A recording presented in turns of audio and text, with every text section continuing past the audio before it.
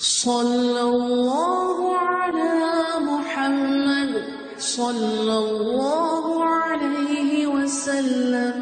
اللہم صل علی محمد النبی الأمی وعلی آلہ وسلم تسلیما. اعوذ باللہ السمیع العلیم من الشیطان الرجیم. بسم اللہ الرحمن الرحیم والصلاۃ والسلام علی رسولہ الکریم. بخاری شریف باب الصلاۃ، اور اس میں جو ابواب ہم پڑھ رہے ہیں آج کل وہ باب سترۃ المصلی ہے. نمازی کے آگے سترہ رکھ کے نماز پڑھنے کا جو بیان تھا اسی ذیل کے باب ہم پڑھ رہے ہیں. آج جو باب ہے اس کو عنوان ہے الصلاۃ بین السواری فی غیر جماعہ، کہ ستونوں کے درمیان بغیر جماعت کے تنہا نماز پڑھنے کا بیان. ہم پیچھے پڑھ چکے ہیں کہ صحابہ کرام رضوان اللہ اجمعین جو تھے وہ ستونوں کی طرف لپکتے تھے، اور کوشش ان کی یہ ہوتی تھی کہ ستون کے سامنے نماز پڑھیں تاکہ وہ ستھرا رہے اور آگے سے کوئی گزرنا چاہے تو وہ گزر سکے اور ان کی نماز کے اندر خلل نہ آئے. تو یہاں یہ ہے کہ ستونوں کے بغیر اگر کوئی تنہا نماز پڑھ رہا ہے تو کیا اس کی نماز ہو جائے گی، اس کی کیفیت کیا ہوگی. تو اس میں ایک روایت آتی ہے کہ بنو امیہ میں سے کوئی شخص مسجد میں آیا. اس وقت مسجد میں رش تھا، لوگ زیادہ تھے. تو ایک شخص کہتا ہے کہ میں حضرت انس رضی اللہ تعالیٰ عنہ کے ساتھ تھا اور ہمیں لوگوں نے پیچھے دھکیل دیا، یہاں تک کہ ہمیں ایسی جگہ ملی جو دو ستونوں کے درمیان تھی اور ہمیں وہاں کھڑا ہونا پڑا اور ہم نے نماز باجماعت پڑھی. تو حضرت انس رضی اللہ تعالیٰ عنہ نے فرمایا کہ رسول اللہ صلی اللہ علیہ وسلم کے زمانے میں ہم اس چیز سے بچنا چاہتے تھے، یعنی دو ستونوں کے درمیان ہم نماز نہیں پڑھتے تھے. آج ہمیں مجبوراً دو ستونوں کے درمیان نماز پڑھنا پڑی. تو مطلب یہ ہے کہ وہ پسند یہی کرتے تھے کہ ستون کی آڑ میں نماز پڑھیں اور دو ستونوں کے درمیان نماز نہ پڑھی جائے. لیکن بہرحال اس میں کوئی اختلاف نہیں ہے کہ اگر جگہ تنگ ہے اور رش ہے تو دو ستونوں کے درمیان بھی نماز پڑھی جا سکتی ہے. اور عام حالات میں حضرت امام احمد بن حنبل کے نزدیک ستونوں کے درمیان صف بنانا جو ہے وہ مکروہ ہے. لیکن جو باقی ائمہ کرام ہیں، امام ابو حنیفہ، امام مالک، امام شافعی، ان کے نزدیک ستونوں کے درمیان صف بندی ٹھیک ہے، بشرطے کہ ستون جو ہے وہ ایک سیدھ میں ہو، کیونکہ ان کا خیال امام احمد بن حنبل کا یہ ہے کہ جب درمیان میں ستون آ گیا تو جو لائن ہے وہ کٹ جاتی ہے، جو صف کٹ جاتی ہے، اس لیے نماز نہیں ہوگی. لیکن باقی جو ائمہ ہیں وہ کہتے ہیں کہ ہو سکتی ہے. اور اب تو ہم دیکھتے ہیں کہ مساجد بڑی بڑی ہیں اور ظاہر ہے ان کے اندر ستون ہیں اور صفیں بنتی ہیں. تو اس میں بس یہ آ رہا ہے کہ نبی کریم صلی اللہ علیہ وسلم کے زمانے میں جو منع کیا جاتا تھا اس کی وجہ یہ تھی کہ ستون ایک لائن میں نہیں تھے، تو سیدھی لائن میں نہیں تھے تو اس سے جو صف ہے ٹیڑھی بھی ہو سکتی تھی، تو وہ اس لیے منع کیا جاتا تھا. لیکن اس وقت جو مساجد ہیں ان کے اندر ستون ہے اور ستون درمیان میں آتے ہیں. خاص طور پہ حرم شریف پہ اگر ہم جائیں تو تھوڑے تھوڑے فاصلے پہ بڑے بڑے ستون ہیں، تو وہاں پہ صفیں بنتی ہیں اور ستون درمیان میں ہوتے ہیں، اس میں کوئی حرج نہیں سمجھا جاتا. بہرحال اس دور میں اس کو ناپسند کیا جاتا تھا. اچھا، حدیث جو لائے ہیں تھوڑی مختلف ہے اور یہ حدیث ہم پیچھے پڑھ چکے ہیں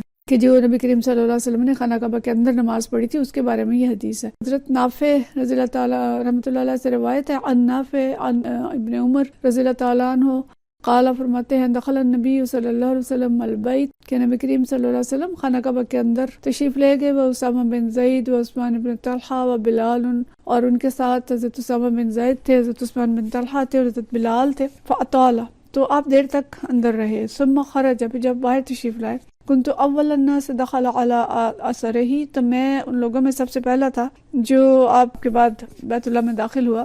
فسألت بلالا این صلی، تو میں نے حضرت بلال سے پوچھا کہ آپ صلی اللہ علیہ وسلم نے کہاں نماز ادا کی. قال بین العمودین، کہ آپ نے ستونوں کے درمیان، بین العمودین المقدمین، کہ سامنے جو ستون ہیں ان کے درمیان، اگلے دو ستونوں کے درمیان نماز پڑھی. تو یہاں پیچھے تو باب یہ ہے کہ ستونوں کے درمیان نماز نہ پڑھی جائے، لیکن نبی کریم صلی اللہ علیہ وسلم نے دو ستونوں کے درمیان نماز پڑھی. تو گویا اس طرح نماز پڑھنے میں کوئی حرج نہیں ہے. اور وہاں پہ ویسے بھی سامنے دیوار تھی، خانہ کعبہ کے اندر تھے، لوگوں کے گزرنے کا کوئی امکان نہیں تھا، تو ان کے درمیان تربیک جو ہے وہ یہی بنتی ہے. اور یہ حدیث ہم پیچھے پڑھ چکے ہیں. پھر یہی حدیث آگے بھی ہے دوسرے انداز میں، 483 ہے حدیث نمبر. یہ بھی حضرت نافع عن عبداللہ بن عمر سے روایت کرتے ہیں حضرت نافع، ان رسول اللہ صلی اللہ علیہ وسلم دخل الکعبہ، کہ نبی کریم صلی اللہ علیہ وسلم کعبہ میں داخل ہوئے. اسامہ بن زید و بلال و عثمان بن طلحہ الحجبی، تو ان کے ساتھ جو ہے یہ تینوں صحابہ کرام تھے، حضرت اسامہ بن زید، حضرت بلال اور عثمان بن طلحہ. فاغلقها علیہ ومکث فیہا، انہوں نے دروازہ پیچھے سے بند کر لیا اور دیر تک وہاں ٹھہرے رہے. فسألت بلالا، تو میں نے بلال سے پوچھا، ہی نہ خرج جب وہ باہر آئے ما صنع النبی صلی اللہ علیہ وسلم کے اندر جا کے آپ صلی اللہ علیہ وسلم نے کیا کیا قال جعل عمودا عن یسارہ وعمودا عن یمینہ، تو انہوں نے فرمایا کہ ستون تھے بائیں جانب اور ستون تھے دائیں جانب، وثلاثۃ اعمدۃ وراءہ، اور 3 ستون آپ صلی اللہ علیہ وسلم کے پیچھے تھے، وکان البیت یومئذ علی 6 اعمدۃ، اور ان دنوں جو خانہ کعبہ تھا اس کے اندر 6 ستون ہوتے تھے۔ ثم صلی، پھر آپ صلی اللہ علیہ وسلم نے نماز پڑھی۔ وقال لنا اسماعیل، اور اسماعیل نے ہمیں بتایا حدثنی مالک وقال عمودین عن یمینی، کہ مالک نے بات بتائی ہے کہ 2 ستون جو ہیں وہ آپ کے دائیں جانب تھے۔ تو بہرحال اس بحث میں کہ دائیں جانب 2 ستون تھے اور بائیں جانب 1 تھا، مختلف روایات آئی ہیں، اور اگلی قطار میں آپ صلی اللہ علیہ وسلم نے نماز پڑھی تھی، اور زیادہ یہی آ رہا ہے کہ دائیں جانب 2 ستون تھے اور بائیں جانب 1 ستون تھا۔ مقصد یہ ہے کہ پڑھی تو 2 ستونوں کے درمیانی، اور اس کی گنجائش بنتی ہے۔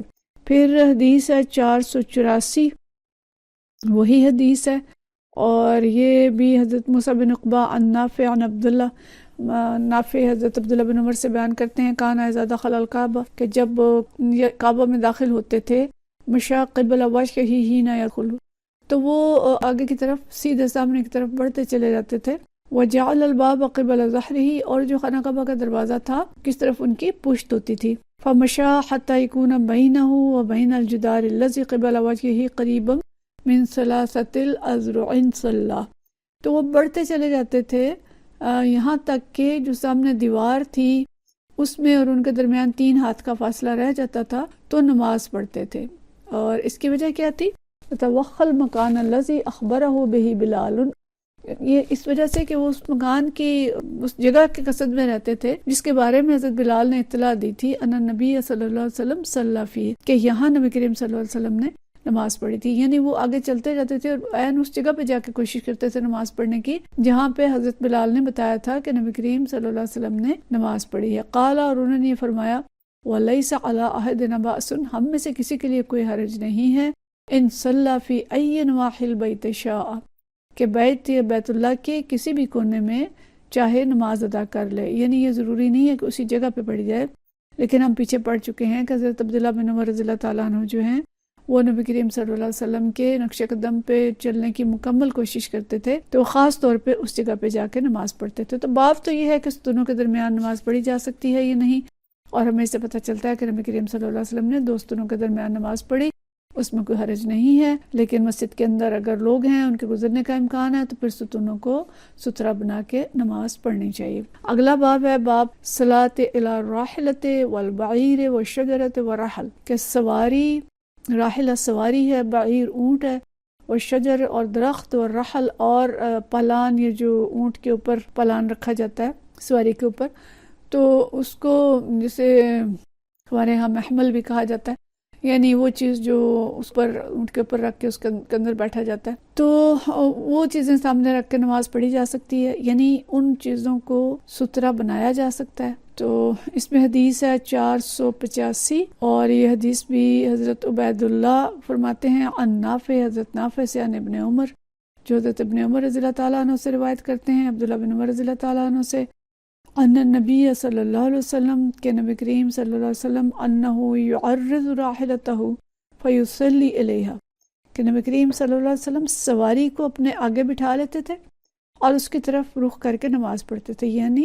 جو سواری تھی، اونٹ تھا یا خچر تھا یا جو چیز ہوتی تھی، اس کو ستھرا بنا لیتے تھے اور اس کے پیچھے نماز پڑھتے تھے۔ قلت، تو میں نے پوچھا، افرأیت اذا حبت الرکاب، اچھا پھر وہ کہتے ہیں کہ میں نے پوچھا کہ پھر یہ بتائیے اگر سواری آپ کے سامنے سے اٹھ جائے تو پھر آپ کیا کرتے تھے؟